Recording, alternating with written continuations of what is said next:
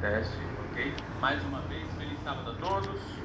Nesse momento nós estaremos recordando o que foi estudado durante a semana. Eu gostaria de ver as mãos dos irmãos, você em casa que está acompanhando a gente também, a sua manifestação. Quantos gostaram da lição dessa semana? Gostaria de ver as mãos aqui.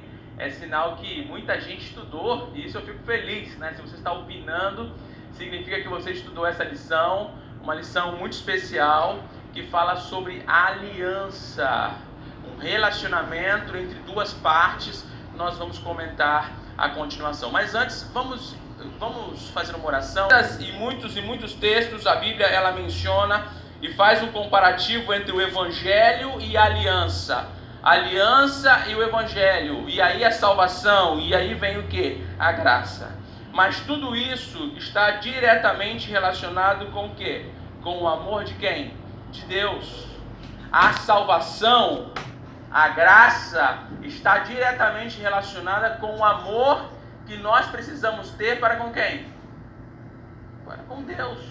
Portanto, nós necessitamos ter o entendimento, irmãos, de que nós precisamos ter esse amor. E o amor deve levar à obediência. Aqui em 1 João capítulo 5, versículo 3 diz assim: porque esse é o amor de Deus, que guardemos os seus mandamentos. Nós precisamos guardar os mandamentos de Deus. Então a aliança está completamente envolvida com todos esses elementos que nós vimos aqui. Mas vamos falar mais um pouco na lição de domingo, aqui falando sobre a aliança e o que? E o Evangelho. A primeira pergunta diz assim: qual foi a promessa da aliança feita a quem? Abraão. E como o Evangelho está revelado nela. Quem pode me ajudar nessa questão aí? Vamos aqui, o irmão Ramon vai...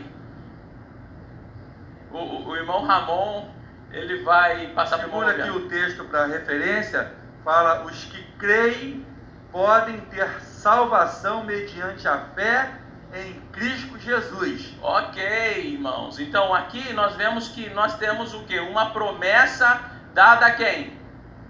A Abraão. E é Deus, aliança, e é bem característico nisso aí, né? Mas aqui na pergunta 4 diz assim: o que acontece nessa passagem lá de Deuteronômio 5, de 1 a 21, que nos ajuda a mostrar a ideia de aliança, que a aliança é central nesse livro? Quem pode me ajudar aí na resposta da pergunta 4? Irmão Lobianco, deixa chegar aí o microfone, irmão Lobianco. Segundo Deuteronômio, que é realmente o segundo livro da repetição das leis, né?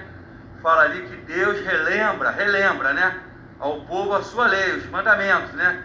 E ele pede para que o povo cumpra a sua parte. Qual é a parte do povo? Obedecer. Nós, infelizmente, nos nossos relacionamentos, às vezes a gente quebra esse contrato diverso, né? Pode ser um contrato comercial, um contrato fiduciário, de um financiamento, um contrato de casamento. Geralmente a pessoa quebra, aí a outra parte tem o direito de não aceitar. O cara vai pro muro, aí leva chumbo na asa, ele quer voltar, não aceito mais.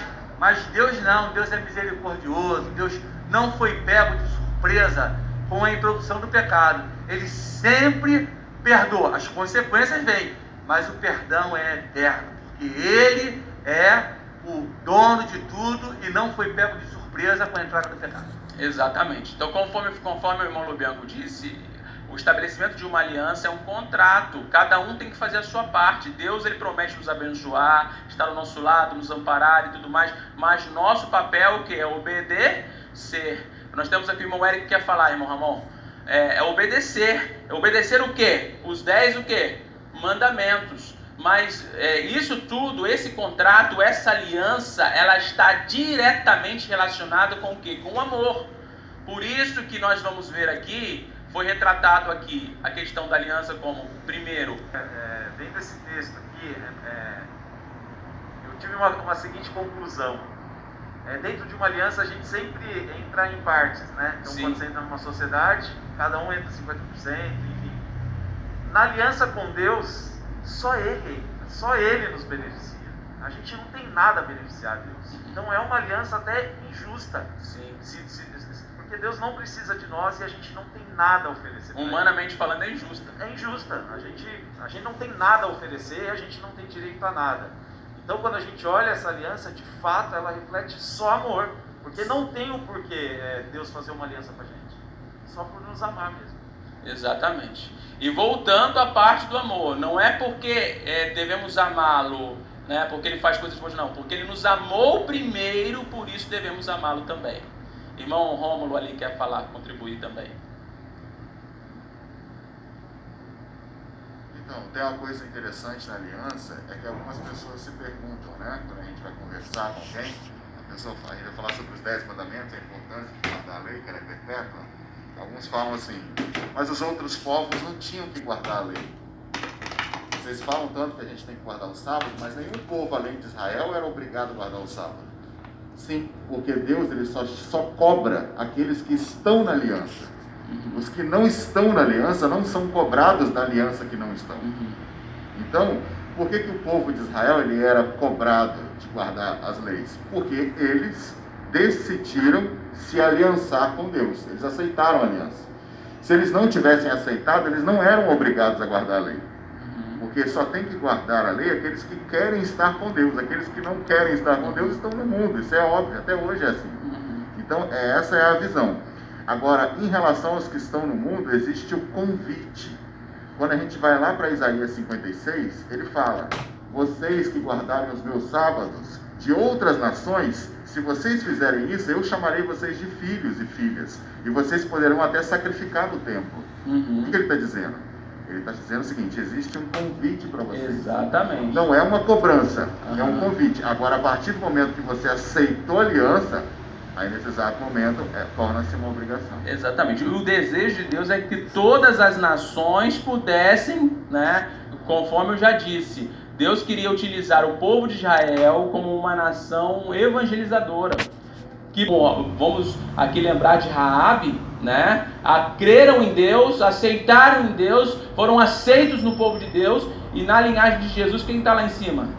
Né? A própria Raabe ali, apesar do seu passado, apesar da sua vida, por isso que Deus pode usar qualquer pessoa, apesar de tudo que tem acontecido no passado, né? É uma segunda chance que Deus dá, e isso aconteceu no passado e acontece hoje também. E uma lição para você também na sua vida, você que está acompanhando a gente através do Facebook, do YouTube, que você está em casa, acha que Deus ele não se preocupa com você, de que Deus não está com você, de que você fez uma coisa terrível no passado. Não importa, Deus pode usar você, assim como usou Raabe e muitos outros povos também no passado. Para uma missão importante. Irmão João. É interessante notar que Jesus, ele fez menção a tudo isso que já foi falado aqui. Quando ele se referiu àquelas cidades com relação ao ai, sobre várias cidades, ai de ti, né? Ai de ti. Se os milagres que foram feitos em tal lugar, as pessoas se arrependeriam e etc. Então, isso demonstra em tudo isso, irmão, que Deus, ele vai lutar, vai fazer todo o impossível para poder salvar cada pecador. Só se a pessoa disser: não, eu não quero, rejeito, não quero mais saber de nada, então se tornaria o pecado inculpável contra o Espírito Santo. Mas Deus é um Deus de amor. Ele fará tudo e todo o possível para salvar a cada um que está aqui e em toda parte. E em todas as outras igrejas, que a serva de Deus disse que a maior parte do povo de Deus ainda se encontra lá fora. Sim. Então, almas sinceras. E Deus realmente, só Ele pode julgar. Na verdade, cada pessoa. Então, misericórdia. Com certeza, todos aqueles que aceitarem, né, pertencer ao povo de Deus, aceitarem fazer a sua vontade, o convite é para todos, né? Basta aceitarmos, e a partir do momento que a gente aceita, conforme o irmão Eric falou, ele fez tudo por nós, deu o seu filho, morreu na cruz, tudo. Nós temos que aceitar esse sacrifício maravilhoso. Irmãos, nós estamos finalizando aqui, irmão. Como é que é seu nome, irmão? Marcos, sim, irmão, pode falar.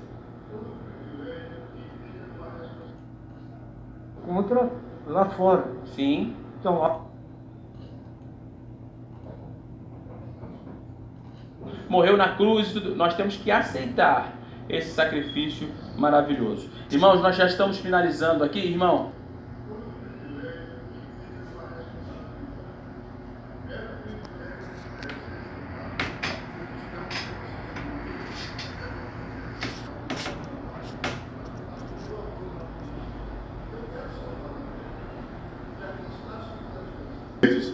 E o fato é que este privilégio hoje é nosso de modo muito particular.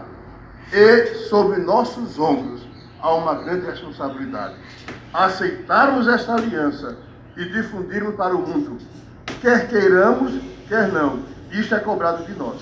Muito bom, irmão, sua participação. É verdade, nós temos essa responsabilidade de tão carinhoso conosco e muitas vezes nós o quê? Nós voltamos as nossas costas para Deus, nós não obedecemos a Deus, nós maltratamos a Deus, nós buscamos outros ídolos, outras coisas para fazer, deixamos Deus de lado, né? Recusamos oferecer o amor a Deus, né? Tão merecido que Ele tem para conosco. Então, irmãos, essa lição me fez refletir muito sobre isso. Às vezes a gente pensa muito e fala, olha, essa situação daquele filho ali, que filho ingrato, que filho mau, esse filho merece um couro e tudo mais. Mas muitas vezes, irmãos, nós nos comportamos da mesma forma. Recusamos o amor de Deus, o carinho de Deus e a atenção que Deus tem dispensado a cada um de nós. Aqui na lição 8 vem falando sobre a herança. Na pergunta 8 vem falando sobre a herança. Nós temos um relacionamento de pai e filho e nós sabemos que todo pai, ele deixa para seu filho o que? Uma herança, né? E qual é a herança que Deus quer nos dar, irmãos? Qual é a herança?